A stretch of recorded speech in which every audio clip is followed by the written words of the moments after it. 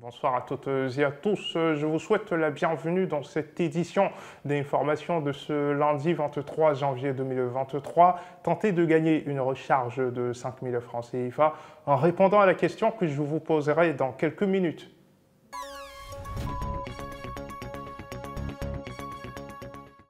Une nouvelle ère s'ouvre pour le football petit poteau. En effet, lors d'une conférence de presse ce samedi, la Fédération ivoirienne de football petit poteau a annoncé son partenariat avec la société CDML.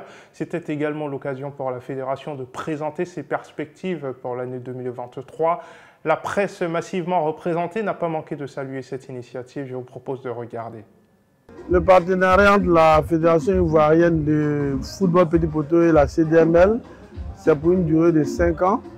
Il y a une assistance de 20 millions par année pour nos manifestations et une somme de 300 millions pour pouvoir nous aider à faire un certain travail dans les infrastructures que nous venons d'annoncer aujourd'hui.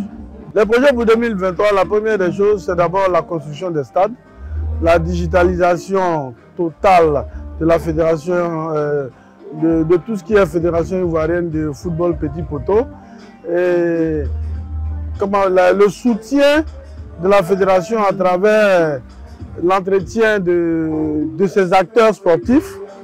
Et il y aura beaucoup d'autres choses au fur et à mesure. Comme c'est un partenariat, nous allons définir en fonction des réalités. À l'endroit de la jeunesse, nous disons que c'est le sport. Nous sommes là pour la jeunesse ivoirienne.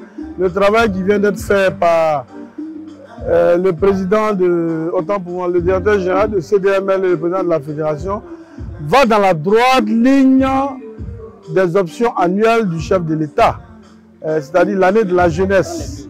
Sans faire de politique, on travaille aussi pour la jeunesse. Donc c'est pour vous dire combien CDML est venu à point pour nous permettre de la construction de ces stades et la réalisation de ces projets. Et à l'endroit de la presse, nous leur disons merci. Grâce à la presse aujourd'hui, le petit poteau est connu à travers le monde. L'alerte mobile ou le SMS Info est un service de diffusion d'un même message à plusieurs numéros à la fois. Ce service est de plus en plus utilisé par les entreprises, les marques et les entreprises afin de communiquer. Comment les Ivoiriens voient cette nouvelle manière de communiquer? On le voit dans cet élément. Sincèrement, moi j'aime beaucoup ces messages, c'est parce que ça édifie la population, surtout la jeunesse, ça nous amène à connaître beaucoup de choses et puis ça apprend beaucoup de choses à la jeunesse quoi. Moi ça me plaît beaucoup. Voilà, sinon moi ça me plaît. C'est ce genre de messages dont la jeunesse a besoin de ça pour s'édifier, pour comprendre beaucoup de choses, pour connaître beaucoup de choses. À l'aide SMS, je pense que c'est une bonne chose parce que il nous faut parfois, il faut qu'on nous informe de ce qui se passe. Et c'est à travers les SMS, en tout cas nous autres, c'est un peu avantageux. Voilà, c'est mieux d'être au courant et avoir aussi les nouvelles du pays. En tout cas, c'est très bon, mais il y a les circonstances qui nous fatiguent. Souvent, on dit que ici, bon, on nous informe que c'est comme ça, mais vers la fin, on voit que c'est la NAC. Souvent, c'est la NAC. Souvent, on vous envoie les messages quand tu arrives là. C'est des agressions, souvent, c'est des trucs. Donc, souvent, là, maintenant, les autorités ne vont pas prendre les dispositions. Maintenant, s'il y a un truc comme ça, qu'on nous envoie un message, quand on envoie un message en privé, pour qu'on puisse savoir que là, ça c'est normal, ou bien ça c'est bon. Sinon, c'était un peu pour ça. Je trouve que les messages qu'ils envoient aussi, c'est bon, c'est des bons messages, mais il y a des gens qui ne savent pas lire. Il y a d'autres aussi qui ne parlent pas. Mais comment ceux-là vont faire pour pouvoir recevoir aussi des informations?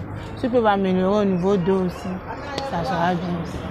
Avant de terminer cette édition, je vous emmène dans la ville de Diokoué pour faire la rencontre de l'instituteur Bouni Anissé.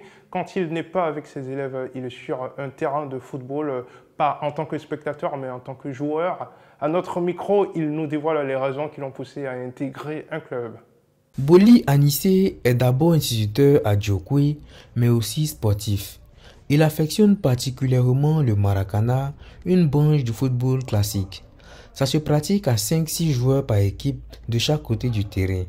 On l'a capté à la place publique de Diokoué où on lui a demandé ses motivations. Ce qui m'a motivé à adhérer au club, c'est que d'abord c'est un club qui est comme une famille pour moi, parce qu'avec les collègues, les amis et autres, je pense bien que ce club-là m'amène beaucoup de passion.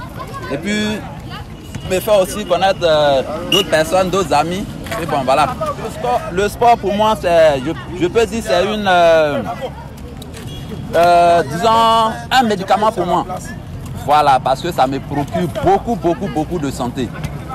Voilà, sans le sport, je suis un homme comme malade, quoi. Je suis comme malade. Donc voilà, j'aime beaucoup le sport.